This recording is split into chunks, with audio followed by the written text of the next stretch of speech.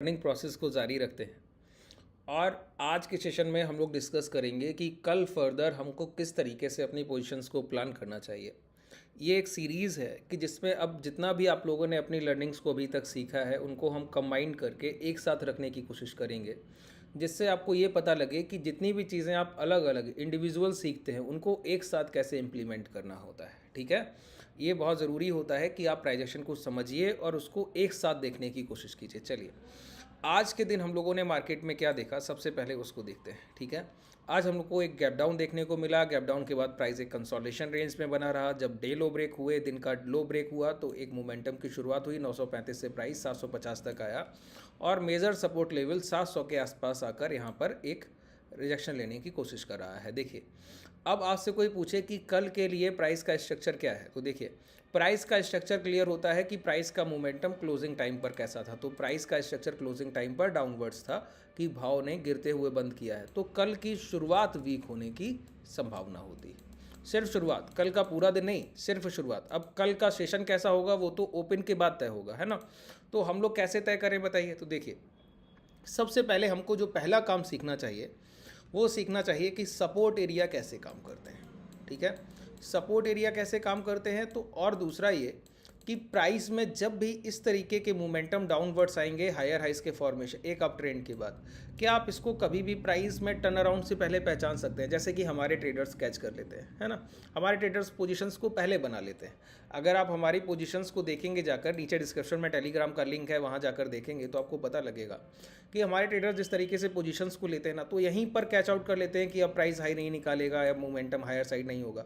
वो संभव है सिर्फ प्राइस के डायरेक्शन को देखने से, बहुत कुछ आपको नहीं देखना होता है। एक आप लोगों ने सुना होगा weight is moving average, WMA जिसको कहते हैं। अब WMA को टेक्निकली तो आप लोग बहुत अच्छे से समझते होंगे, कई लोग जानते भी होंगे कि कैसे ट्रेड करना है, बहुत अच्छे से आप लोगों ने समझा होगा वेट इज़ मूविंग एवरेज।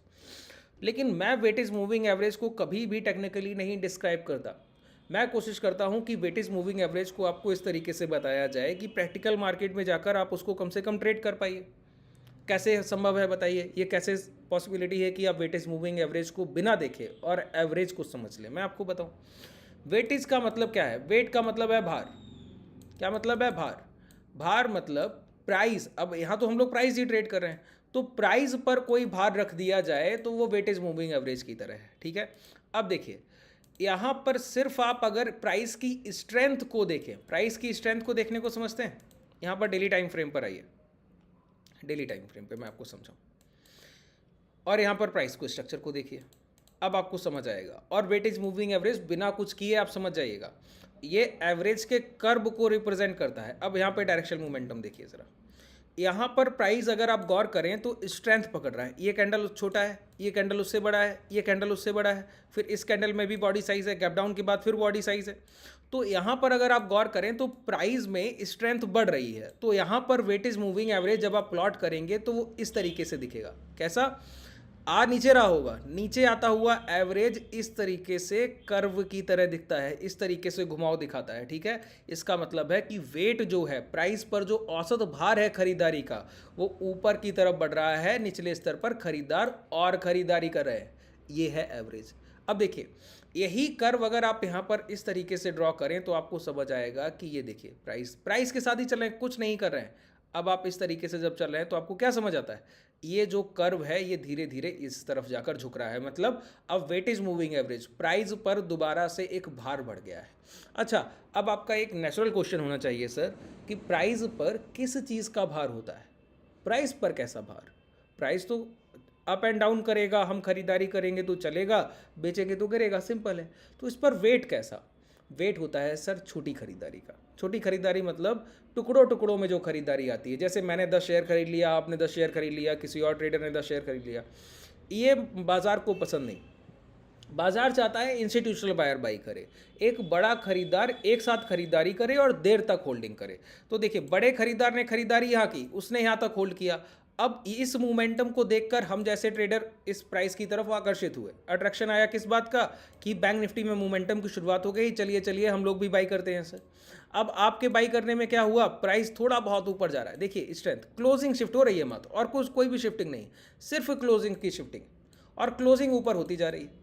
और प्राइस इंट्राडे में कोई मोमेंटम नहीं कर रहा है। तो देखिए पहले इंट्राडे में मोमेंटम हो रहा था और यहाँ पर इंट्राडे के मोमेंटम क्लोज होने लगे। अब यहाँ पर रेड कैंडल्स भी बनने लगे जिसमें बॉडी साइज इसका देखिए, इसका बॉडी साइज छोटा है, इसका बॉडी साइज रहा छोटा है, इसका थोड़ा बड़ा है, अब इसका इससे बड़ा है। तो क्या समझ आता है इससे? यही समझ आता है ना, प्राइस जो है धीरे धीरे अपना जो वेट है रिटेल खरीदारी का बढ़ रहा है और इंस्टीट्यूशनल बायर अपनी पोजीशंस को बुक कर रहे हैं और ये जो भार है ये यहाँ पर दिखता है। अब आप पूछेंगे कि इसको मूविंग एवरेज में कैसा देखा जाए, तो मूविंग एवरेज में ये कर्व डिक्लाइन की तरह दिखेगा। जब भी प्राइस चल रहा होगा तो इस तरीके का कर्व नीचे से आता है और ऐसे झुकने लगता है नीचे की तरफ। अब ये बात आपको मूविंग एवरेज में कोई नहीं बताने वाला है। ये जो मैं आपको चीज़ें बता रहा हूँ ये इतना आसान नहीं है लोगों के लिए समझना, है ना। अब यहाँ पे जब प्राइस ये डायरेक्शन वेट कम हो रहा होगा तो इसी तरीके का ये एवरेज ऊपर से आ रहा होगा और धीरे धीरे झुकाव इस तरफ चल रहा होगा। मैं आपको दिखाऊं, यहाँ पर कोई भी मूविंग एवरेज आप प्लॉट कर लीजिए, ठीक है। इस तरीके से आपको मिलेगा मूविंग एवरेज, यहाँ पर आप लगा लीजिए। लगा लिया, लगाने के बाद कुछ मत कीजिए सर, कीजिए क्या, यहाँ पर एक थोड़ा सा ब्रॉडर टाइम फ्रेम रखिए कि 20 रख लिया या फिर मैं आपको बोलूँ 15 ही रख लीजिए, चलिए, है ना। ये क्लोज बेसिस से आ जाइए, क्लोज लो बेसिस लगा था WM में, वेट इज मूविंग, सिर्फ स्मूथिंग लाइन चेंज कर रहा हूँ और कुछ नहीं।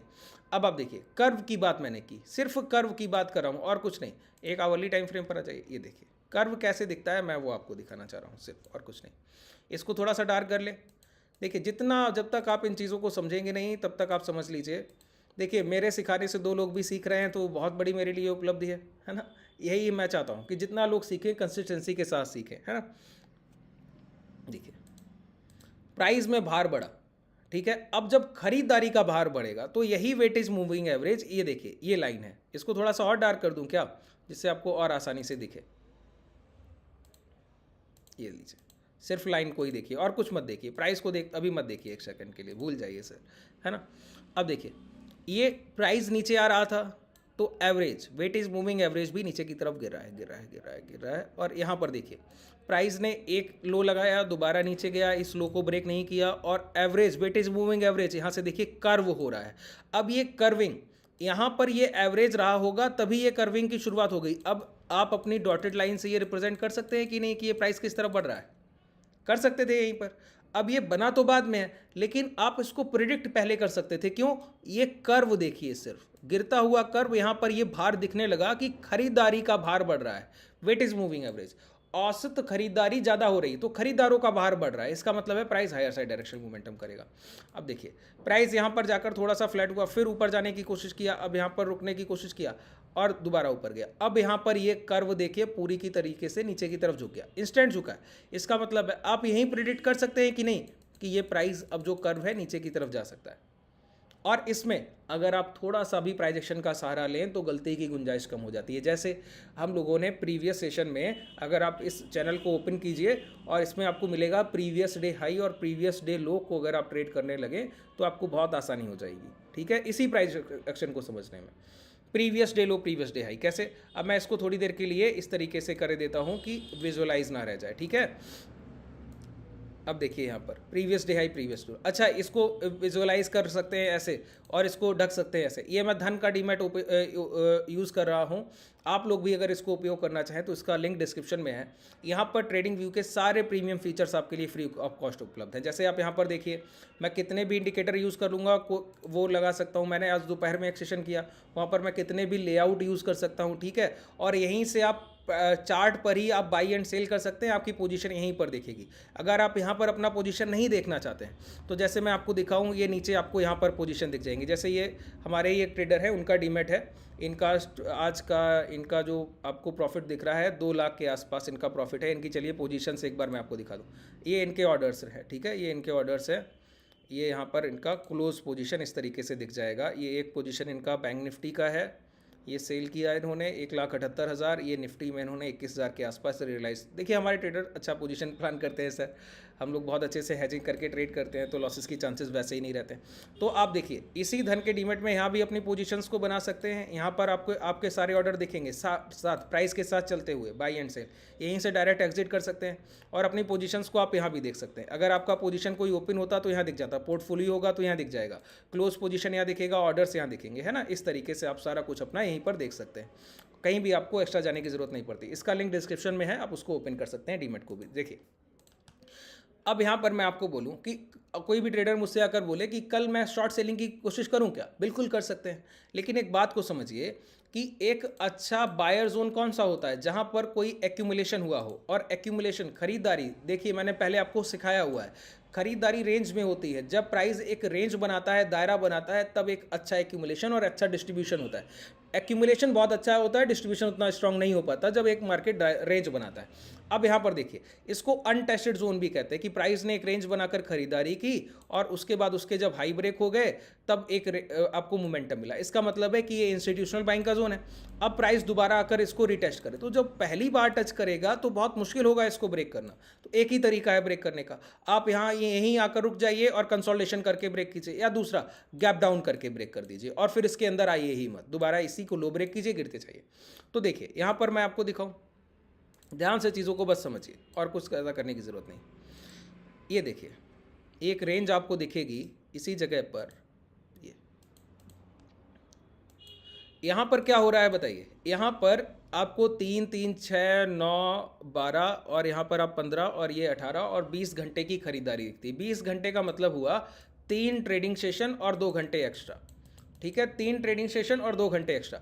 3 दिन तक प्राइस ने यहाँ पर एक्यूमुलेशन हुआ है और इस एक्यूमुलेशन का परिणाम क्या हुआ, प्राइस ने गैप अप किया, दोबारा आया, रिटेस्ट किया और रिटेस्ट के बाद एक रैली मिली। अब एम फॉर्मेशन से आप गिरते हुए इसी लेवल के पास पहुँच रहे हैं।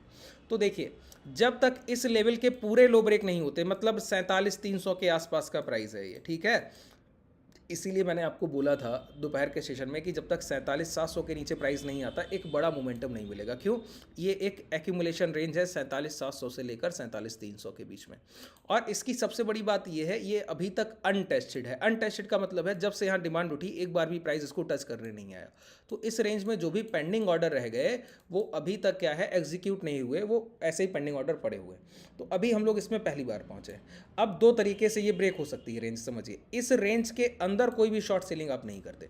जब पूरी तरीके से एक बायर काटा जाता है तो वो दो तरीके, प्राइस यहीं पर रुका रहे और ब्रेक डाउन करे, फिर तेजी से गिरे, फिर ये लो ब्रेक करे, फिर रिटेस्ट करेगा, अंदर आएगा, दोबारा लो ब्रेक करेगा, तब हम शॉर्ट करेंगे ब्रेक डाउन वैलिडेशन पे। ठीक है।